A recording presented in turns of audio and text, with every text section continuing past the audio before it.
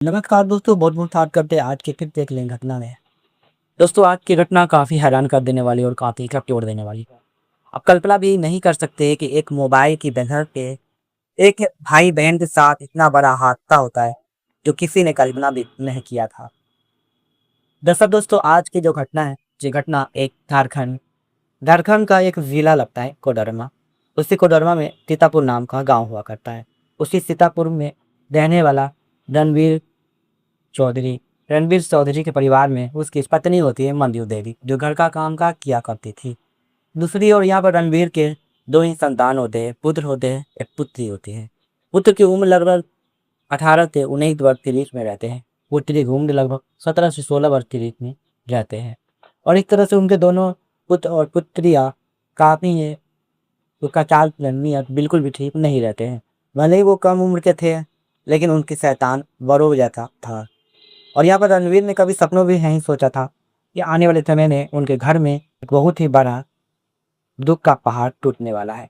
दरअसल रणवीर काम के चुनते हैं, वो ईंट भट्टे पर काम किया करता था, जो उसे हफ्तों में पैसा मिलता था, जो उन पैसों से वो घर को चलाना उसके लिए बड़ी ही बहुत ही बड़ा ताक साबित हो जाता था। और इस तरह से रणवीर काफ़ी मेहनती और काफ़ी ही अच्छे इंसान रहते हैं। उनके बेटे उनके पुत्र और पुत्रिया के पास इतने ज़्यादा उसके पिता के पास पैसे नहीं होते, वो उनके अच्छे स्कूल में पढ़ा सके, अच्छा शिक्षा दे सके। और इस तरह से दोस्तों वहाँ पर उनके पुत्र और पुत्रिया की एक निजी स्कूल में ही शिक्षा पूरी हो पाती है। दोनों लगभग 10वीं की पढ़ने वाला छात्रा था, 10वीं 11वीं की पढ़ने वाला छात्रा था, छात्र थी। और इस तरह से दोस्तों यहाँ पर आजकल सोशल मीडिया का ज़माना हो चुका है और हर घर में हर लोगों के पास फ़ोन हो चुका है। और इस तरह से दोस्तों उनके दोनों पुत्र और पुत्रियाँ कॉलेज में प्रवेश करते हैं। कॉलेज में प्रवेश करने के बाद यहाँ पर कोमल और राहुल के कॉलेज में कई सारे दोस्त बन जाते हैं। कई सारे दोस्त ग्रुप बन जाते हैं, जिससे यहाँ पर हर दोस्त के पास फ़ोन हुआ करता था। और यहाँ पर राहुल के पास किसी भी प्रकार के फ़ोन नहीं होते हैं, जिससे यहाँ पर काफ़ी ज़्यादा दोनों परेशान हो जाते हैं। और उनके दोस्त बात बात में चिढ़ाया करते थे, क्योंकि यहाँ पर राहुल के पास कोई भी फ़ोन नहीं होते हैं।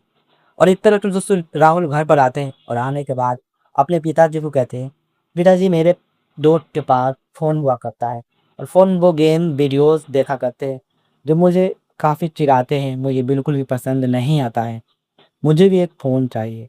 उसके पिताजी कहते हैं कि हम फ़ोन तुम्हें नहीं दे सकते, मेरे वक्त की बात नहीं है और मेरी कमाई भी उतना अच्छा खाता नहीं है। और इस तरह से दोस्तों यहाँ पर राहुल अपने पिता को लेकर काफ़ी उदास हो जाते हैं पिता की बातों को सुनकर। लेकिन दोस्तों यहाँ पर राहुल काफ़ी जिद्दी किस्म का इंसान था।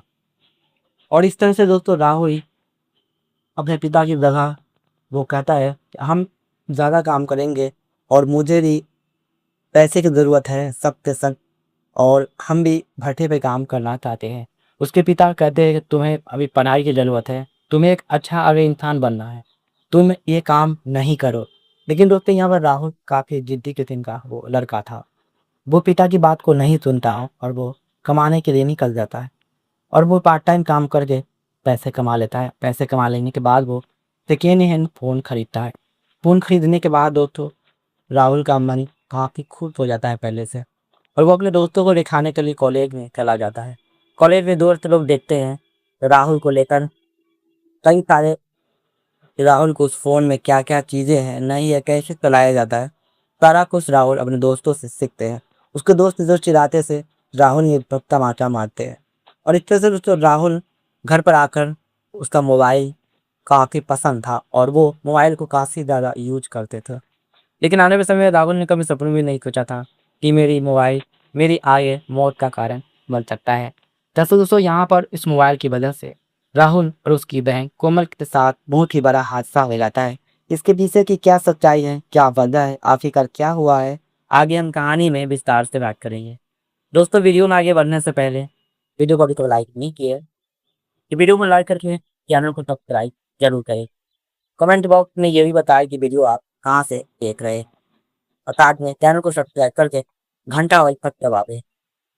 दरअसल दोस्तों यहाँ पर राहुल कॉलेज से घर आता है और आने के बाद अपने फ़ोन में गेम खेलने लगता है। गेम खेलने के बाद वो कुछ वीडियो भी देखा करते हैं, लेकिन वीडियोज़ देखते-देखते उसे कुछ ऐसे वीडियो आ जाते हैं और आ जाने के बाद उसे उस वीडियो को उसे काफ़ी पसंद आने लगता है और यह वीडियो को आगे हकीकत में रियल देखने के लिए वो जिस दोस्त लोग ने फ़ोन सिखाया था उनके पास ही ऑलरेडी कॉलेज जाते हैं। कॉलेज जाने के बाद वो अपने दोस्तों को कहते हैं कि ये वीडियो तो ऐसा है लेकिन हम इस वीडियो को रियल में देखना चाहते हैं। उसके दोस्त ने राहुल को बहुत तारीफ़ की बता देने के बाद उसको राहुल घर पर आता तो वो वीडियो को रियल में देखा करते और देखने के बाद राहुल को वीडियो काफ़ी पसंद आने लगता है और इस तरह से दोस्तों राहुल उस वीडियो का एडिक्ट हो जाते हैं और कहीं न कहीं दोस्तों राहुल वीडियो घर पर देखा करता था। लेकिन यहाँ पर लोग तो एक दिन उसकी बहन कोमल की राहुल की फ़ोन पे नज़र पड़ जाते हैं और जाने के बाद उसकी बहन राहुल के नज़दीक आते हैं और आने के बाद कहते हैं कि राहुल तुम आखिरकार आज फ़ोन हमेशा मेरे से नहीं छुपाते थे, लेकिन आज तुमने यह फ़ोन को क्यों छुपाया है? तो यहाँ पर दोस्तों राहुल कहता है कुछ नहीं है, लेकिन कोमल चुपचाप चली जाती है, लेकिन राहुल का ये डेली का आदत रहता है। लेकिन एक दिन राहुल रंगे हाथे पकड़े जाते हैं। पकड़े जाने के बाद यहाँ पर कोमल राहुल को कहते हैं कि मैंने तो देख लिया तुम क्या देख रहे हो। लेकिन वाक़ई में यह काफ़ी अजीब तरह की वीडियोज़ है और इस तरह से दोस्तों यहाँ पर कोमल को भी उस वीडियो काफ़ी पसंद आने लगता है।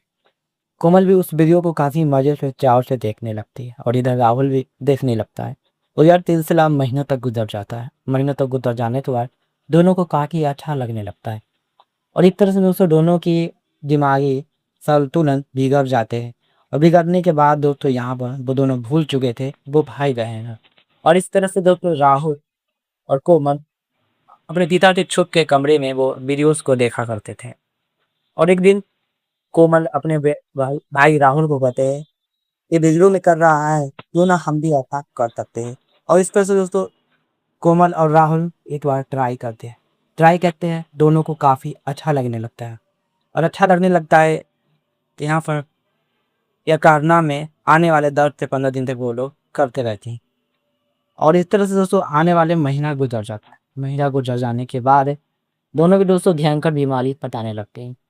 राहुल की तबीयत दिन पर दिन बिगड़ने लगते हैं, वो स्कूल भी जाने को बंद कर देते हैं।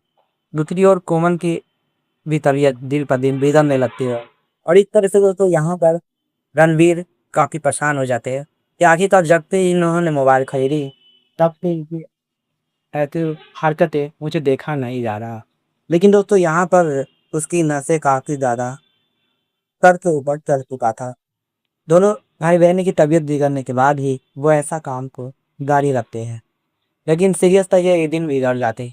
बिगड़ जाने के बाद रणवीर अपने दोनों पुत्र और पुत्री को हॉस्पिटल लेकर जाते।